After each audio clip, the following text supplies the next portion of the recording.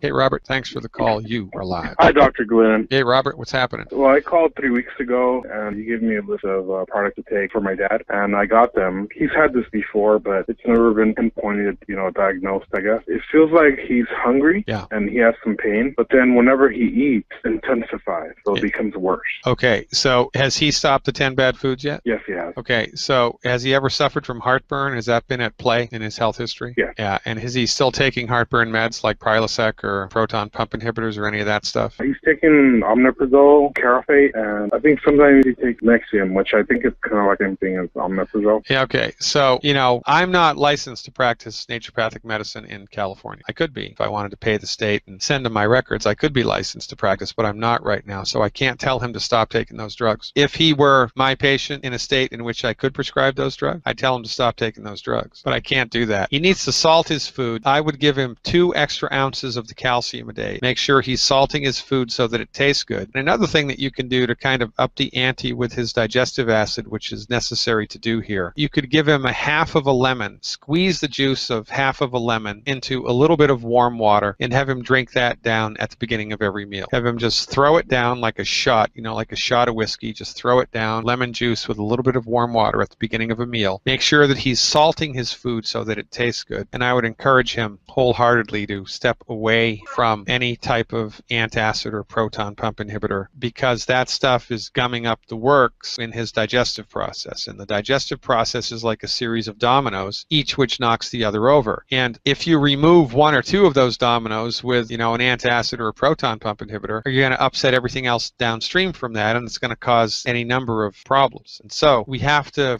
kind of clear the fog here, let the dust settle, and then just move forward with medical nutrition. Now, another interesting thing that may be at play here, because I don't have a photographic memory. Oftentimes when people are taking drugs for a long time, their bodies, of course, become undernutrified in an accelerated state because of the action of the drug on the body. And so then they continue to take the drugs, and they start with medical nutrition. So they clean their diet up and they take the longevity products or whatever. All of a sudden, they'll develop side effects of the drugs that they never had before, because now the drugs are working very efficiently because the body has all the nutrients that the drugs need to work, and nobody ever talks about that. So often, ironically, some of the symptoms that people will experience after they start with longevity especially are not anything caused by the nutritional supplements, but are actually side effects of the drugs, because the drugs are now working more efficiently in their body because their bodies are nutrified. So I would go on the internet and I would look up, the biggest side effects of these drugs and see if it matches any of his presenting symptoms. And I wouldn't be surprised if it did. But notwithstanding that, we need to give him more support in the digestive area. And the sooner he gets off of proton pump inhibitors, in my opinion, the better it's going to be for him. And I can't recommend that he does that because I'm not licensed to practice medicine in the state of California. You get my drift? Yes. I also had another question. I don't know if my dad may have like an ulcer or, like bacteria, because he's not diagnosed. So are all these things, would they still apply with those conditions if possible? Oh yeah, absolutely. And by the way, the most common cause of an ulcer is the presence of a bacteria called H. pylori. So call his doctor up and say, look, I want you to do an H. pylori test, P-Y-L-O-R-I, H like Harry, pylori. That's the main cause of ulcers, but there's no harm and no foul in giving him these nutritional supplements if in fact that's the case.